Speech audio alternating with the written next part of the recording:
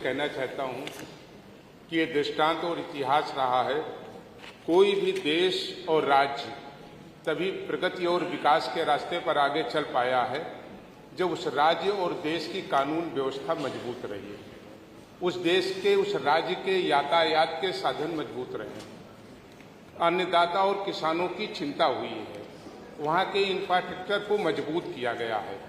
और जो मैंने सबसे प्रारंभ में कहा कि उसी राज्य में उद्योग आते हैं, उसी राज्य में व्यवसाय बढ़ता है जहां पर कानून व्यवस्था मजबूत रहती है। हम धन्यवाद देना चाहते हैं उत्तर प्रदेश के माननीय मुख्यमंत्री जी को कि उत्तर प्रदेश में जिस कानून व्यवस्था का राज स्थापित किया, आज ये कम से कम उत्तर प्रदेश के 25 करोड़ लोगों के लिए गर्व का विषय है कि उत्तर प्रदेश की कानून व्यवस्था को देश के अन्य राज्य आज अनुसरण करने का काम कर रहे हैं। मैं इसके लिए माननीय मुख्यमंत्री जी को बहुत बधाई दूंगा। और आज जब भारत के यशस्वी प्रधानमंत्री आदरणीय नरेंद्र मोदी जी के नेतृत्व में, दिशा निर्देश में, योगी जी के नेतृत्व में, एक ऐसे योगी जी जिनको कर्तव्यनिष्ठ भी कहा जाए, त्यागी भी कहा जाए और योगी भी कहा जाए, उनके नेतृत्व में जब आज उत्तर प्रदेश लगातार आगे बढ़ रहा है तो रामचरितमानस की ये चौपाई प्रासंगिक हो जाती है।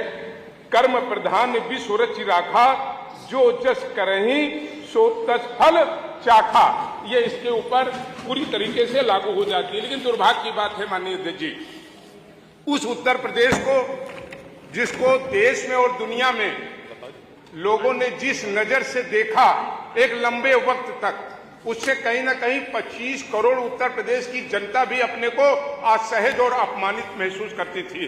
एक ऐसा उत्तर प्रदेश जिसमें एक वर्ष का 3 महीने ऐसा आया कि 1972 उद्योग और व्यवसाय उस 3 महीने के अंदर उत्तर प्रदेश से पलायन हो गए और हजारों लाखों की संख्या में लोगों के हाथ से रोजगार चले गए। आखिर उसके पीछे कारण क्या था?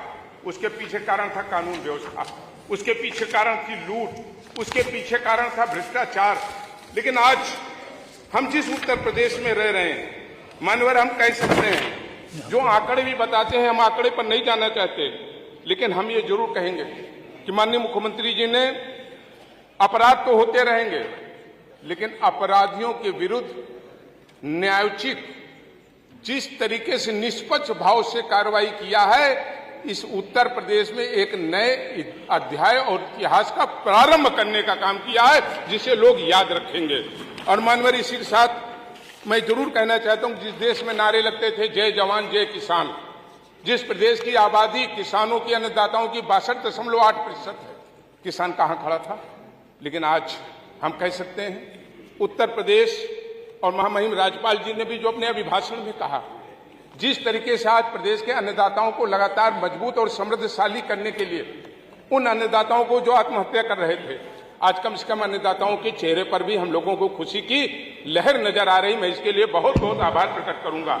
और सड़कों के मामले में एक ऐतिहासिक कार्य हुआ है। मैं मुख्यमंत्री जी की पुलिस को भी बधाई दूंगा। जैसे आज वो गली गली अपराधियों को खोज रही है और अपराधियों को ठीक कर रही है, वैसे आज PWD विभाग कम से कम गली गली टूटी हुई सड़कें और न बनी हुई सड़कों को ढूंढ करके उन्हें भी बनवाने का काम कर रही है।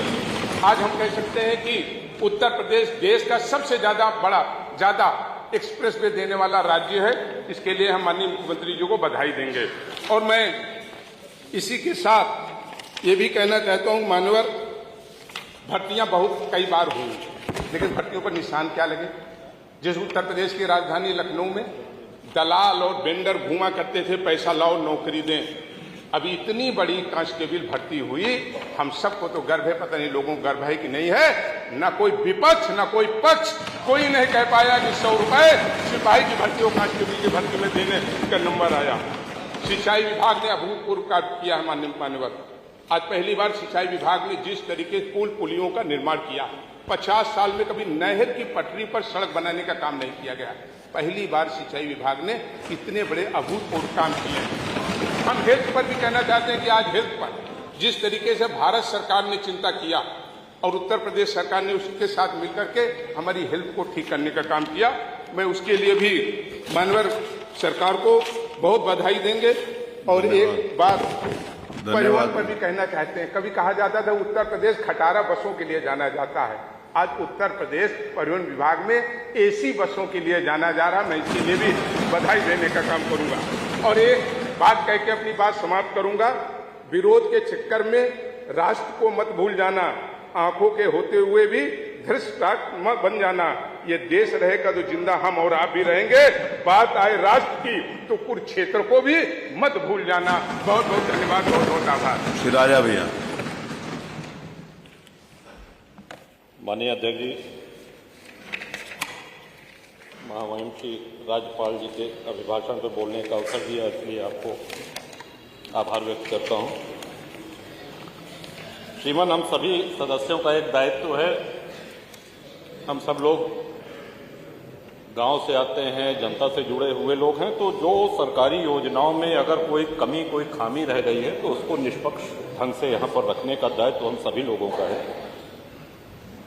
अभी हमारे पहले मनोज पांडे जी कह रहे थे, उनकी बातों को उनसे अपने को संबद्ध करते हुए ये कहूँगा कि एक बहुत बड़ी उपलब्धि पूरे प्रदेश में हुई है कि संगठित अपराध, ऑर्गेनाइज्ड क्राइम का जड़ से सफाया हो गया है। आज पूरे प्रदेश में ऑर्गेनाइज्ड क्राइम नाम की कोई चीज, व्यक्तिगत रंजिश में घटनाएं होती हैं वो एक अलग विषय, लेकिन उन घटनाओं